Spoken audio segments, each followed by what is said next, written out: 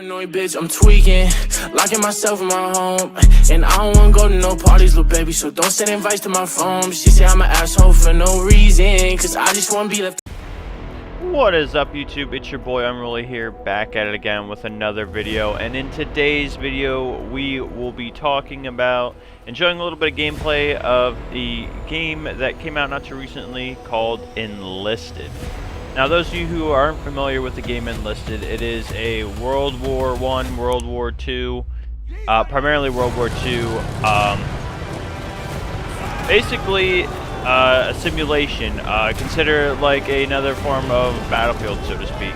And in today's video, I wanted to highlight the game because I have been playing the game on stream, and I've actually been enjoying playing it a lot, and especially ahead of the new Battlefield 6 that's coming out. It's kind of a little way to reminisce on what we have came to and from when it comes to the Battlefield franchise, and Enlisted does a really good job of really highlighting the World War II aspect of history and how battles basically happened in World War II. So in today's video, we are going to highlight some of that. Now, there are a couple of things that I will highlight on this game because no game is actually perfect. So you're going to see on your screen some issues, some highlights of the game, and amongst other gameplay that I have. We're going to start out with the positive things here. Sniping in this game, as you're going to see in a moment, is phenomenal. It is really satisfying. It's basically a one shot, one kill. The enemy does not have a tactical, which is called a med pack, so you are able to revive yourself when you are down. So you're going to see on your screen here the sniping gameplay. I do end up killing one, knocking one, but sniping is one shot, one kill. Basically, if you shoot in the body, that's the opportunity to knock. If it's a headshot, there is no coming back from that. So it is your tactical sniping is very rewarding. You can hold down positions. As you see, I'm sitting on the rooftop of this shed, just basically taking and picking off enemy reinforcements as they're pushing our point. And there's a wide variety of rifles. There's the Springfield if you are on the Nazi Germany side. There is the Kar 98. There is the Gewehr 33, there's the VZ-24, there's just all kinds of bolt-action rifles that you're going to see when you play the game. Here again is another clip of the sniping. It's just super satisfying. When you get inside of a building, inside of a window, you can hold out objectives.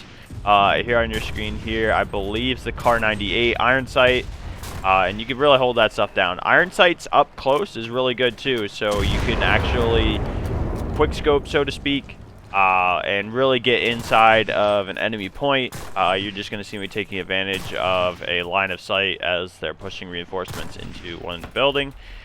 So yeah, you guys see that here. One downside to this game is weapon progression. You are pretty much on bolt action rifles for quite some time before you start unlocking some of your squads.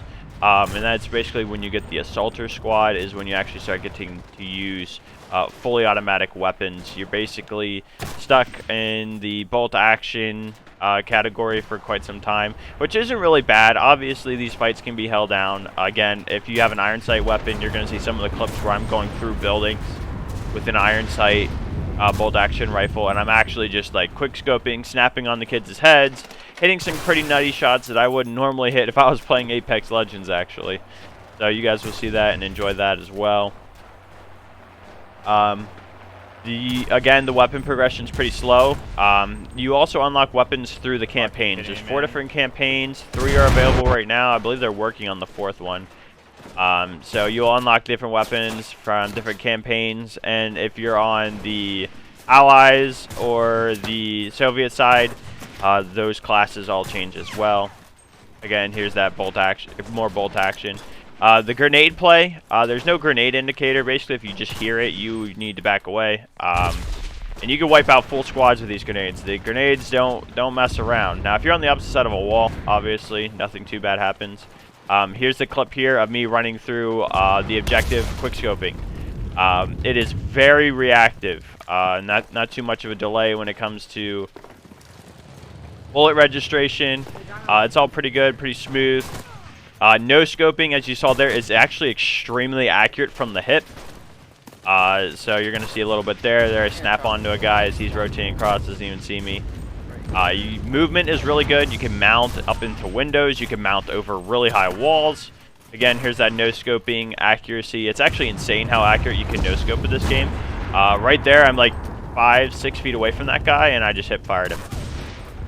But yeah, it's pretty nice.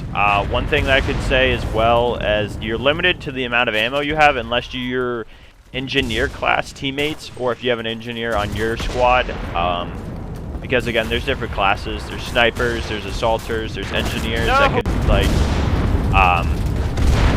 place relay points down so you can spawn closer to the objective. You can put ammo crates down. You can build sandbag mounts. You can build turrets. All kinds of crazy stuff with the engineer. It's basically as if, again, you were in World War II. So some people weren't made to actually shoot a gun. They were made to build stuff like barricades or radio stations so you could call in reinforcements or whatnot. It's pretty realistic.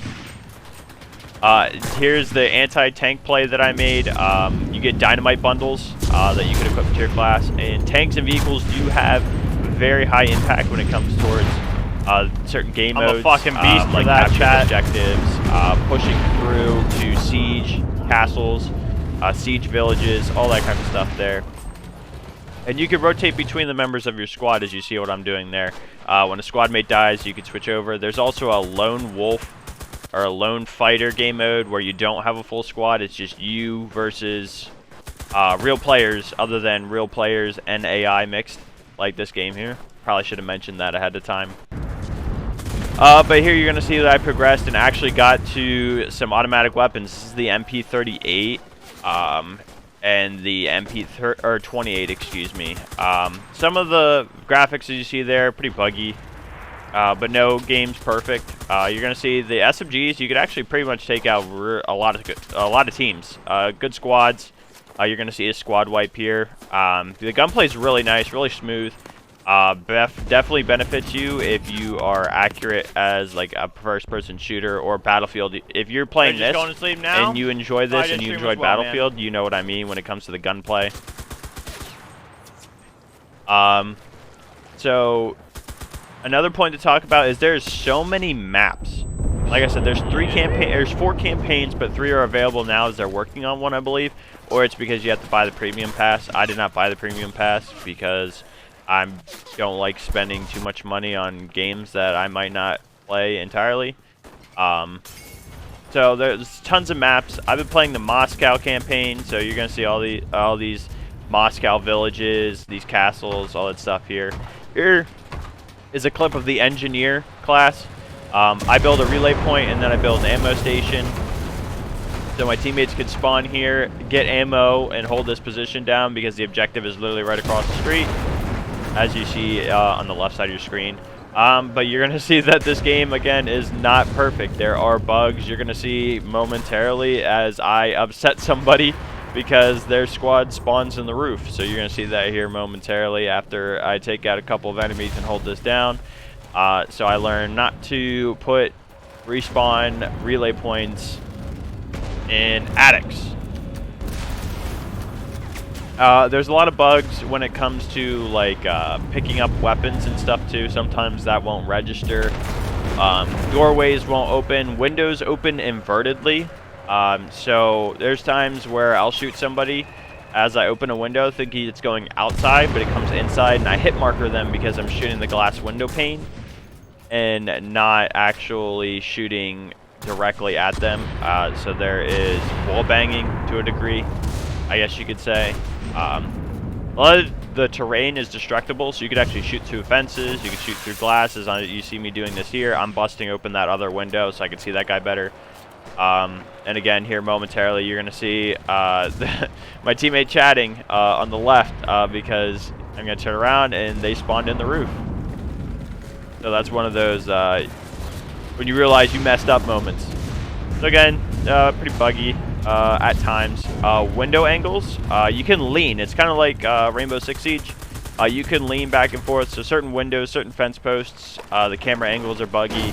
I didn't get too much of that because I didn't want to highlight too many glitches. I wanted you guys to see some quality gameplay and the brighter side of things. You guys know when you play games that there's going to be bugs and all that stuff, so I'm not going to really hammer down on that. Footage-wise, obviously I'm going to tell you stuff that you want to look out for, and that's these windows here. You see how I'm struggling to find an angle to look out there. There's a box there. If you crouch, I'll lose that entire angle. These guys are head glitching trucks, so you can really play tactically if you want to. You're going to see me here taking on a tank squad as they're pulling through. Again, vehicles have a lot of effect on the game, and there's tons of game modes. Right here, you're seeing like capture the flag or dominate, or I should say domination, not really capture the flag. And then there's like the campaigns where you're sieging, where you have to take certain points.